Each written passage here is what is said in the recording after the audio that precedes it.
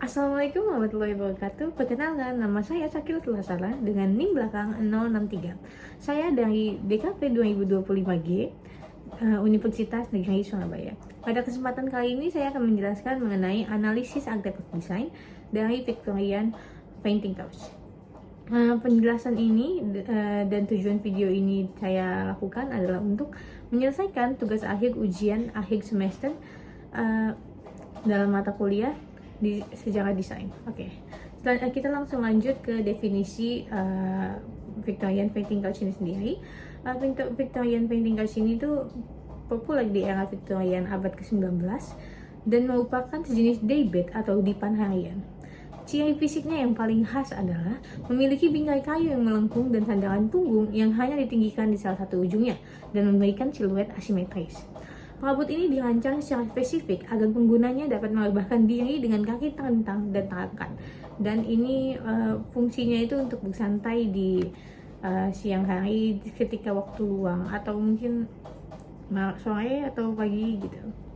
Selanjutnya ada analisis formalistik. Bahan utamanya untuk alasnya itu menggunakan beludu dengan warna yang umumnya gelap atau deep jewel tone seperti burgundy, emerald dan navy, biru navy. Sebenarnya masih banyak warna lainnya, tapi tiga itu yang paling sering ditemukan. Dan motif floral memberikan kesan mewah. Selanjutnya, siluet asimetris dan garis yang melengkung memberikan kesan dramatis namun tetap lembut. Jadi tidak terlalu sharp gitu, tidak terlalu tajam, meskipun dia melengkung tetap terlihat lembut gitu. Ya. Selanjutnya, beludu halus dan kayu mahoni yang keras menciptakan kontras visual yang menarik. Nah, itu beludu yang halus ketemu mahoni yang keras, jadi meskipun bertabrakan tapi tetap terlihat harmonis gitu, ya lembut. Selanjutnya, ukiran organik seperti floral, daun, dan skull yang menambahkan kesan elegan dan klasik. Seperti sebenarnya emang karena dulu tuh sering dipakai ya motif-motif seperti itu, jadi hal-hal klasik, barang-barang klasik dan antik itu identik dengan ukiran-ukiran organik seperti yang tadi disebutkan. Oke, selanjutnya kita lanjut ke analisis historis. Gaya ini berasal dari Victorian era yang pada saat itu di tahun 1837 dan 1901 dan mendapatkan bentuk estetikanya dari perpaduan rokoko revival yang penuh ornamen serta neoklassikal yang menekankan keseimbangan dan proporsi elegan. Pengaruh budaya Inggris pada masa Ratu Victoria bersama para desainer Eropa seperti Thomas Chippendale dan George Heatherwick dan para pembuat furnitur rokoko di Prancis membentuk identitas visual yang kaya dan sangat dekoratif. Jadi meskipun penuh ornamen, sangat dekoratif dan ramai gitu, tapi tetap aja kalau kalian lihat di interior design pada saat era Victoria itu memang ramai dan dekoratif sekali, tapi tetap aja seimbang ya. Proporsinya itu elegan, jadi nggak too much gitu.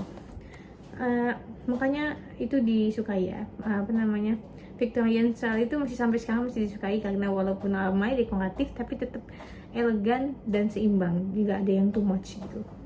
Selanjutnya, popularitas mencapai puncak pada abad ke-19, khususnya 1850 sampai 1890. Ketika kelas menengah Inggris yang berkembang pesat akibat revolusi industri mulai membeli furnitur mewah untuk menunjukkan status sosial mereka. Furnitur Victorian sering ditemukan di rumah bangsawan dan keluarga menengah, terutama pada ruang-ruang yang digunakan perempuan era Victoria untuk menerima tamu, membaca, atau beristirahat. Ya, jadi saat itu kan memang masih ada status sosial ya, seperti bangsawan, rakyat jelata, dan lain sebagainya. Makanya orang-orang yang merasa mereka berkecukupan, itu mereka ingin menunjukkan kalau mereka tuh, aku nih kaya loh gitu. Dan juga perempuan pada saat itu tuh lebih sering melakukan aktivitas dalam rumah, makanya mereka banyak perabotan-perabotan yang untuk bersantai tapi ada di rumah gitu. Di masa kini, Victorian style kembali populer karena mampu menghadirkan kesan elegan, klasik dan mewah yang cocok dengan tren modern maksimalisme. Adaptasinya dilakukan dengan menyederhanakan ornamen rumit, memakai palet warna yang lebih netral, serta menerapkan material modern yang lebih ringan dan praktis, namun tetap mempertahankan bentuk ikonik, lengkung lembut, dan karakter historis yang menjadi ciri khasnya. Sebenarnya sudah bisa kita lihat contoh-contoh desain modernnya ya.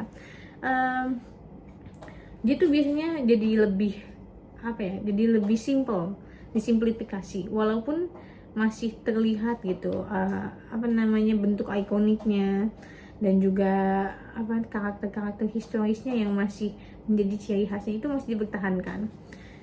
Sampai sekarang pun kalau misalnya bisa dilihat ya, biasanya ini di rumah-rumah yang besar dan mewah itu Victorian style masih digunakan karena memang kesannya tuh elegan dan klasik gitu, jadi kesannya juga mewah meskipun perabotannya sedikit, tapi jadi kesannya mewah karena elegan gitu ya.